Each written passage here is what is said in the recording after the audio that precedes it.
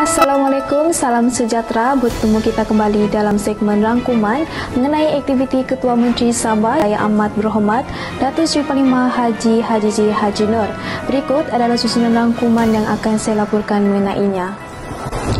Pada 6 Februari 2022 yang lalu, Yang Amat Berhormat Datuk Seri Panglima Haji Nur menyatakan dengan jelas bahawa hubungannya dengan ketiga-tiga pemimpin pengerusi Badan Perhubungan UMNO Negeri Sabah, Presiden PBS dan Presiden STAR serta semua rakan komponen JRS yang masih mempunyai hubungan yang relevan.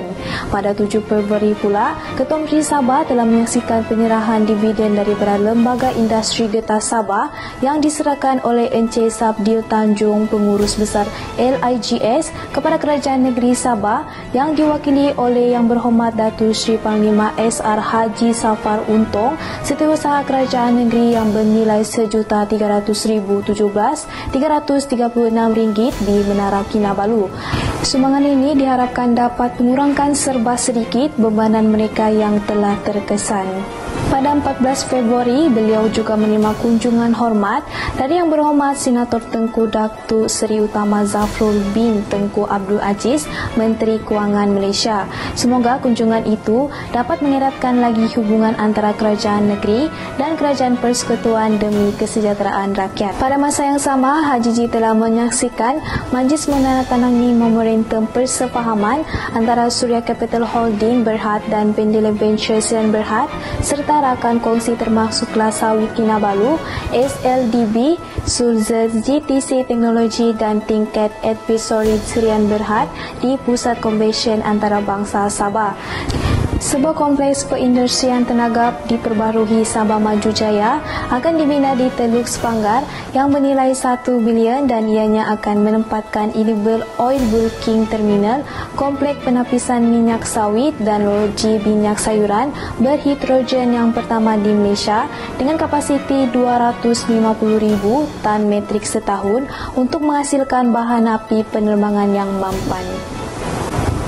Pada 15 Februari, Ketua Menteri Sabah telah menghadiri majlis penrasmian program vaksinasi COVID-19 kebangsaan kanak-kanak di peringkat negeri Sabah. Seramai 32,186 orang kanak-kanak yang berumur antara 5 dan bawah 12 tahun telah mendaftar melalui aplikasi MySejahtera untuk PKIJ di Sabah dan setakat 13 Februari lalu, jumlah masih rendah kerana ianya mewakili kurang daripada 10% daripada 411,400 kanak-kanak yang layak dalam kumpulan sasar di negeri ini.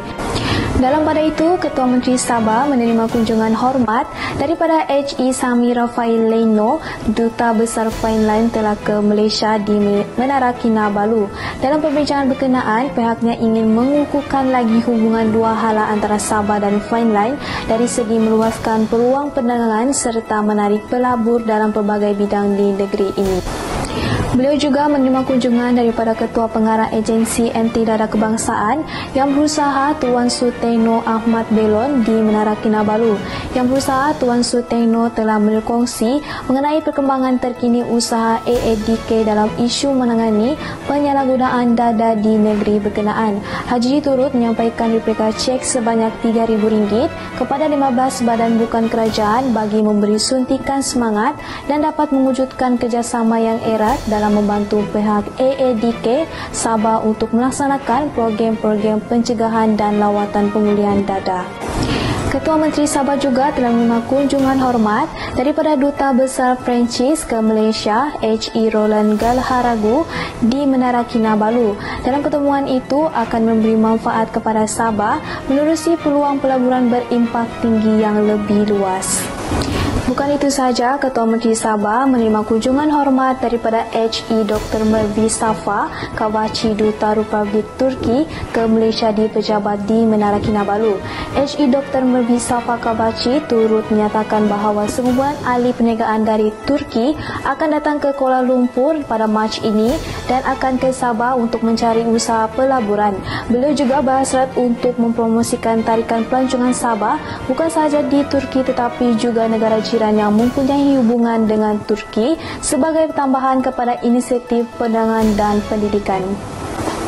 Ketua Menteri Sabah menerima kunjungan hormat daripada Yang Berhormat Datuk Haja Hanifah Hajar Taib, Timbalan Menteri di Jabatan Perdana Menteri Hal Ehwal Sabah dan Sarawak di Menara Kinabalu. Kunjungan itu dapat memberi ruang kepada pihaknya untuk membahaskan beberapa perkara berkaitan Perjanjian Malaysia 1963 dan kepentingan serta kedudukan Sabah bagi memastikan Sabah dan rakyat negeri ini dapat hasil berkongsian yang selaras dengan sumbangan negeri ini kepada kerajaan di peringkat persekutuan.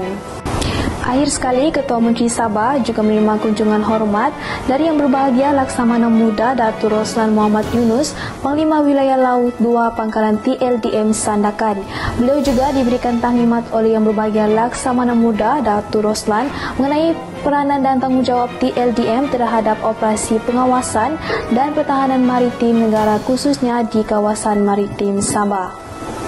Baiklah, sekian dulu paparan kami hari ini. Nantikan paparan kami seterusnya, kita bertemu di lain hari. Saya Regina Irham, Sabah Hits Online TV.